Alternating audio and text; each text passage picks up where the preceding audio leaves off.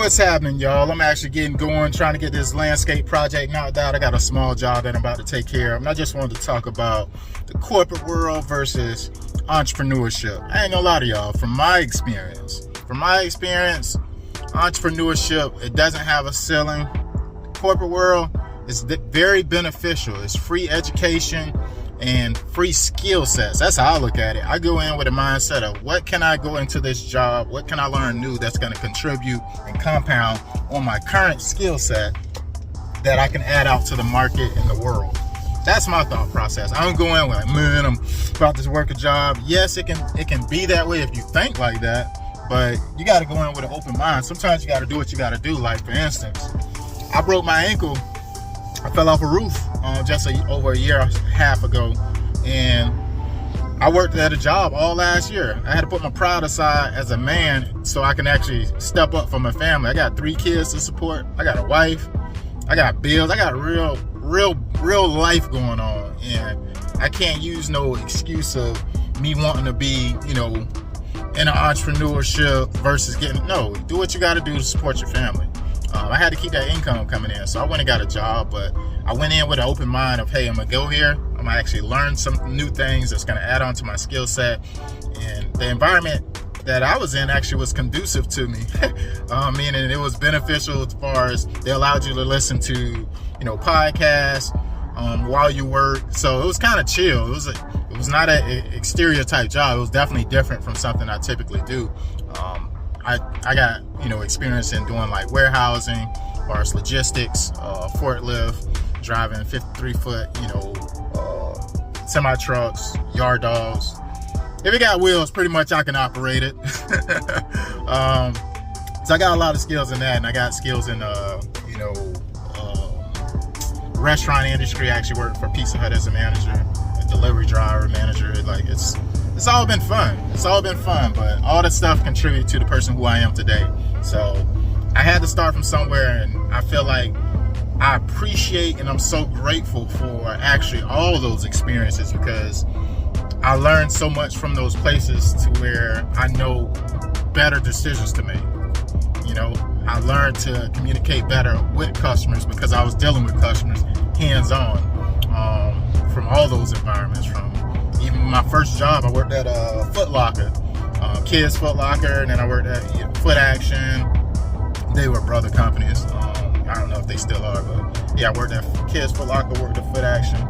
I learned to deal with people, sell to people, etc. So I got experience in sales. Of course, I worked at Coca-Cola as an account developer. So that's basically a sales position. But it's all this stuff contributes to who I am today. And I don't want to knock anybody who's, working at a place.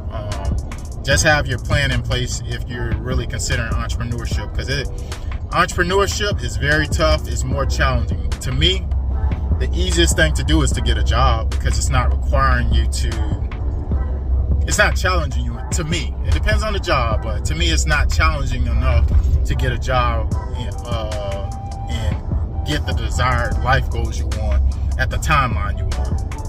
Entrepreneurship is like you don't have a ceiling.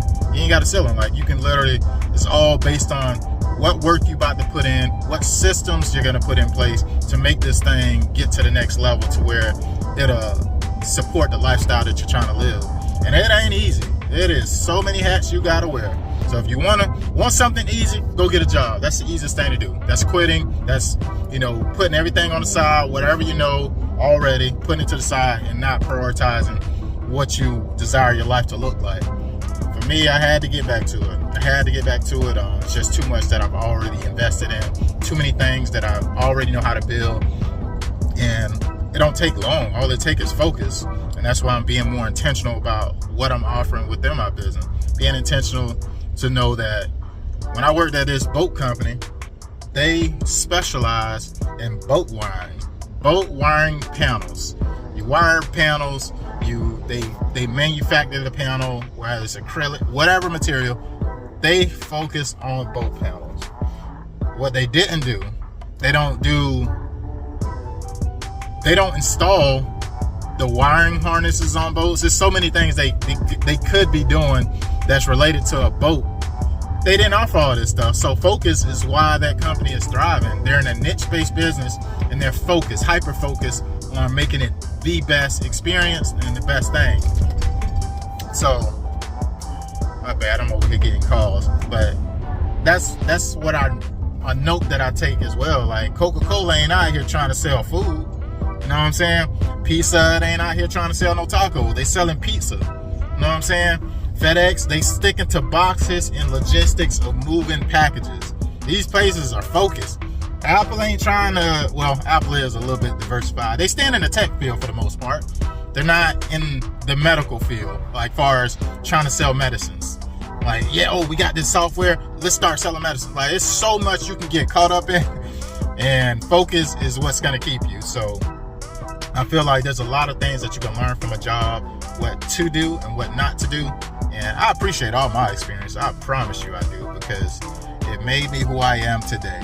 So y'all, all y'all who are out there and you actually have a job and you're trying to get your, your landscape lawn care business started, I ain't gonna lie, that can be challenging. Me, I'm the person that I like to fully commit to what I'm doing, because I feel like that's what's required, and that's just based on my experience.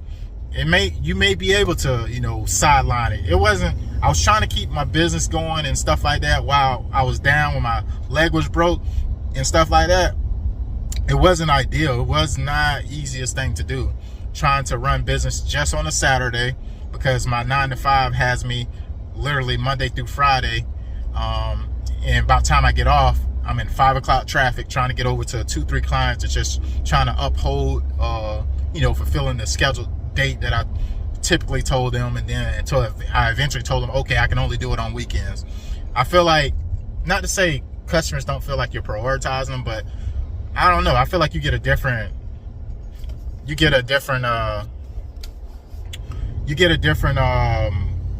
perspective with the customer when they feel like you're not fully committed. But anywho, I just wanted to make a little short video, talk to y'all about my entrepreneur versus corporate world experience. Of course, this can be a long story, so I'll make some future videos later.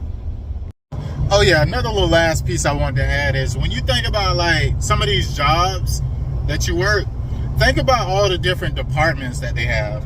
Some of them have accounting departments, they have a sales department, they have a assembly department, they have a marketing department. They got so many different departments. And guess what?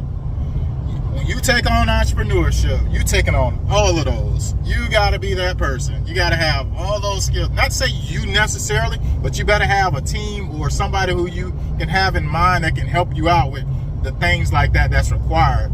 Because these places they got a whole built out team that's hyper focused on delivering this specific thing. That's not an easy thing to do as a business owner. That's why it's more challenging to be an entrepreneur, because you are all of those. You wear the hats for the marketing, you wear the hats for the accounting department because you're doing invoices and processing. You got your work cut out for you. But guess what? If you believe you can do it, I'm pretty sure you can too. Later.